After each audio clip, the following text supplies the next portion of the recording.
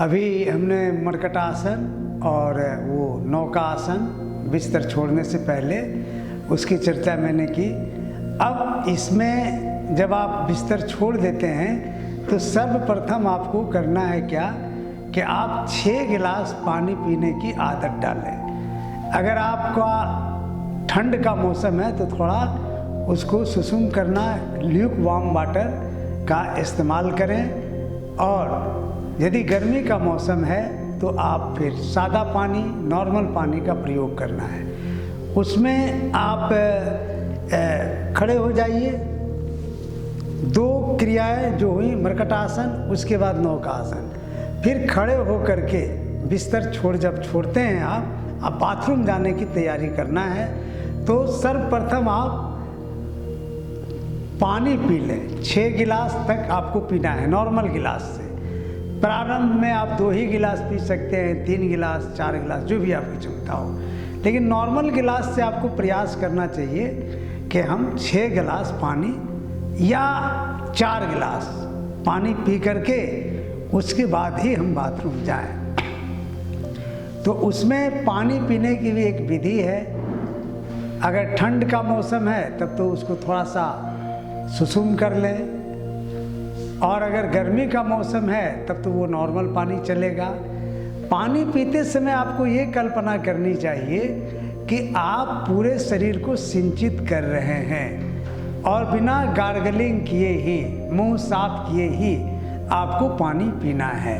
इस विधि से पानी पीने से, ये बिल्कुल जापान में इसका शोध भी हो चुका है कि आपके शरीर के लिए बहुत ही फायदेमंद है। आपका शुगर हो, आपका ब्लड प्रेशर हो, दम्मा हो, जोड़ का दर्द हो, गठिया हो, आर्थराइटिस हो, या किसी भी प्रकार का शरीर के अंदर में कॉन्स्टिपेशन हो, इनडाइजेशन हो, गैस की समस्या हो, आँख में तकलीफ हो, हृदय में तकलीफ हो, किसी भी प्रकार का तकलीफ आपके शरीर में है तो यह पानी जो आप बिना गार्गलिंग किए ही पानी पीते हैं उसका बहुत ही ज़्यादा लाभ है। तो आप 2 गिलास, 3 गिलास, 4 गिलास, 5 गिलास, 6 गिलास, आप सामान्यतः 4 गिलास पानी का प्रयोग करें। पानी पीते समय आपको ये कल्पना करना चाहिए कि यह पानी पूरे शरीर के अंदर में जा रहा है। एक तरह से आप पूरे शरीर को सिंचित कर रहे हैं। जैसे सुबह में उठते हैं तो पौधा में पानी डाला जाता है, पौधा को हम सिंचित करते हैं, उसको एक नया जीवन मिलता है। उसी तरीके से इस पानी को पी करके 3-4 गिलास, जो भी आपकी क्षमता हो, पानी पी करके ये तड़ासन आप कर लीजिए। चलिए तड़ासन करके दिखाइए। दोनों उंगलियों को आपस में फंसा लीजिए और 4 गिलास, 3 गिलास, 5 गिलास, जो भी आपकी क्षमता, पानी पी करके इस तरह से करना है 5 बार। फिर वापस आइए, हाँ, फिर आप ऊपर जाइए। इस तड़ासन को आपको 5 बार करना है। फिर 5 बार इसी क्रिया को करना है। उसी तरीके से आइए, तड़ासन में आइए और पंजा को ऊपर नीचे करिए। एड़ी को जमीन में नहीं सटाना है, पंजा ऊपर नीचे करिए, जल्दी जल्दी पंजा, हाँ, ऊपर नीचे करते जाना है, एड़ी नहीं रखिएगा। चलिए ऊपर नीचे करिए, करते चले जाएं, हाँ करिए, फिर ऊपर उठाइए जल्दी जल्दी, हाँ ये ठीक है, करिए। ऊपर भुजाएं खींची रहेंगी, पंजा ऊपर नीचे करते जाइए, करते चले जाएं, करते जाएं। हाँ, इस तरीके से पंजा ऊपर नीचे आपको तेजी से करते जाना है, एड़ी नहीं सटेगी इसमें। इससे पूरा शरीर आपका खुल जाएगा। चलिए हो गया, बस अब बैठ जाइए। इतना कर लेने के बाद आपको बाथरूम जाना है। और बाथरूम में अगर इंडियन स्टाइल का, जो भारतीय पद्धति है हमारे शौच का, अगर उसका इस्तेमाल करते हैं तो वो सबसे ज़्यादा अच्छा है। और शौच में आप बैठिए तो पंजों पर बैठिए। पंजों पर बैठने से आपका मल त्याग बहुत ही आसानी से हो जाता है। मल त्याग करना बड़ा ही सरल विधि है और कठिन भी है। कठिन इसलिए है कि आपके मल त्याग की जो क्या कहें, जो भाव बनता है वो आपके अचेतन मन में बनता है, भीतरी मन में बनता है। क्योंकि बाहर का मन अगर आपका बहुत ही अशांत है, ढेर सारे विचार आपके मन में चल रहे हैं, तनाव में हैं, तो आपको खबर नहीं मिल पाता है। भीतरी मन में जो प्रेशर तैयार हो रहा है, जो मल त्याग के लिए शरीर तैयार हो रहा है, उसका खबर, उसकी सूचना आपको मिल नहीं पाती है। इसलिए कि आपका मन ऊपर वाला जब तनाव से भरा रहता है तो फिर मल त्याग करना एक कठिन प्रक्रिया हो जाती है। अगर आपका पूरी तरह से मन शांत हो तो आसानी से मल त्याग हो जाता है। तो आज के युग में शौचालय न रह के शौचालय हो गया है, यानी वहाँ बैठ कर के इधर उधर की हजार तरह की बातें चलती हैं, जिससे हमारा अच्छी तरीके से पेट साफ नहीं होता है। अब इसमें ये पानी पी करके जब हम बाथरूम जाते हैं तो मल त्याग आसानी से हो जाता है। मल त्याग करने के लिए, पेट की सफाई के लिए, पेट की शुद्धि के लिए हमारे ऋषि मुनियों ने ढेर सारी विधियों का इजाद किया है, ढेर सारी विधियां बताई हैं, जिसमें कि संख प्रक्षालन क्रिया है, कुंजल क्रिया है, बस्ती क्रिया है, और भी 6 षटकर्म योग में बताए गए हैं, जिसमें कि आपको कपालभाति भी है, त्राटक भी है, नेति क्रिया है। ये सारी क्रियाएं हैं जो कि हमारे शरीर की शुद्धि से जुड़े हुए हैं। अगर आपको कब्ज रहता हो या फिर गैस रहता हो तो वैसी स्थिति में आप क्या करें, पानी को सुसुम कर लें। पानी को सुसुम कर लेने के बाद 6 गिलास 4 गिलास जो आपकी क्षमता हो, उसमें नमक डाल दीजिए, सादा नमक जो हम रोज़मर्रा के जीवन में इस्तेमाल करते हैं। सादा नमक डाल करके सुसुम पानी में, और उसको टेस्ट करके थोड़ा देख लीजिए। दाल सब्जी में जितना खाते हैं नमक, उससे थोड़ा तीखा लगना चाहिए। और ये नमक वाला पानी जब आप पीते हैं तो आपको ब्लड प्रेशर की समस्या नहीं होनी चाहिए, हार्ट की समस्या नहीं होनी चाहिए। उसमें 2 गिलास पानी पी करके, जिस तरीके से अभी इस बच्ची ने दिखाया आपको तड़ासन करके, वैसे करके 5 बार तड़ासन कर लेना है 2 गिलास पानी पी के।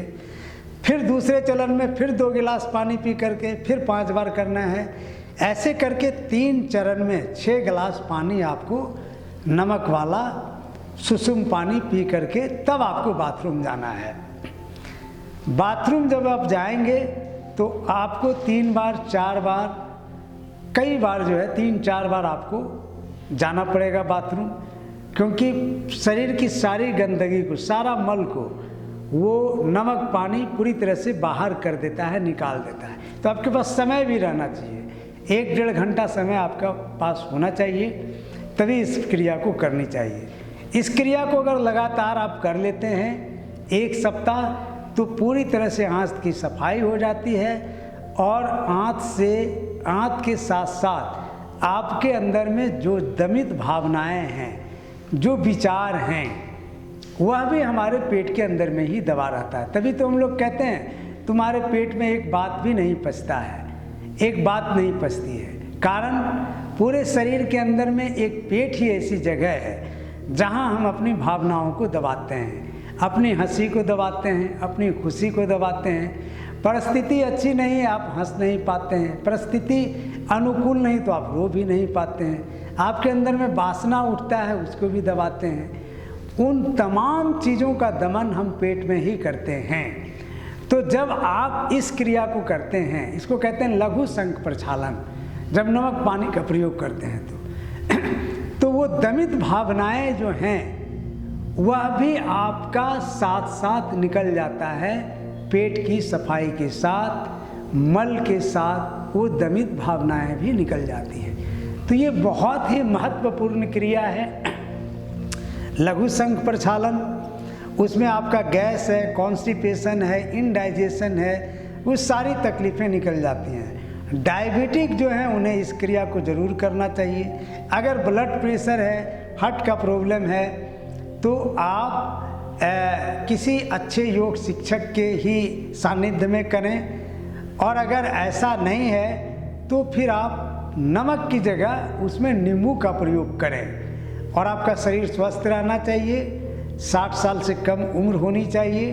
अब आराम से कर सकते हैं। आपका शरीर अगर मजबूत है तो इस क्रिया को आप आराम से करके अपने पेट की सफाई कर सकते हैं।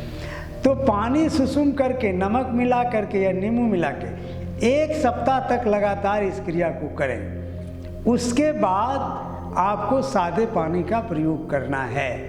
रोज़ आप सुबह उठेंगे, लेट करके बिस्तर पर पड़े पड़े मर्कटासन और आपको नौका आसन करके जगना है।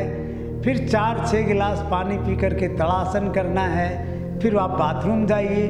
बाथरूम से आने के बाद आपको हाथ साफ करने के क्रम में उंगली डाल करके अंदर जो बचा हुआ पानी है उसको भी आप निकालने का प्रयास करेंगे। बाथरूम से आने के बाद अंदर में जीभ को दबाते हुए 3 उंगलियों को अंदर में ले जा करके हाथ की उंगलियों को बचा हुआ पानी निकालने का बाहर प्रयास करेंगे। इससे क्या होता है कि दिन भर का जो हमारा अभी वातावरण पॉल्यूटेड हो चुका है, वायु प्रदूषण है, तो जो भी आपके शरीर के अंदर में गंदगी होगा वो थूक से, खखार से, बलगम से वो सारा बाहर निकल जाता है और आपका मन भी पूरी तरह से फ्रेश हो जाता है। आँख में, कान में, मस्तिष्क में किसी भी प्रकार की गंदगी हो वो सारा का सारा बाहर निकल जाता है। आपको सर्दी खांसी का समस्या हो या फिर फेफड़ों के अंदर में कुछ गंदगी अटका हुआ महसूस हो वो भी बाहर निकल जाता है। तो अगर इस क्रिया को हम करें जिसमें कि 4-6 गिलास पानी पी करके बाथरूम जाएं, बाथरूम से आने के बाद जो बचा हुआ पानी है उसको गार्गलिंग के माध्यम से, उल्टी के माध्यम से अगर निकाल लें तो आप पूरी तरह से स्वस्थ रह सकते हैं। ये है आपको पेट की सफाई।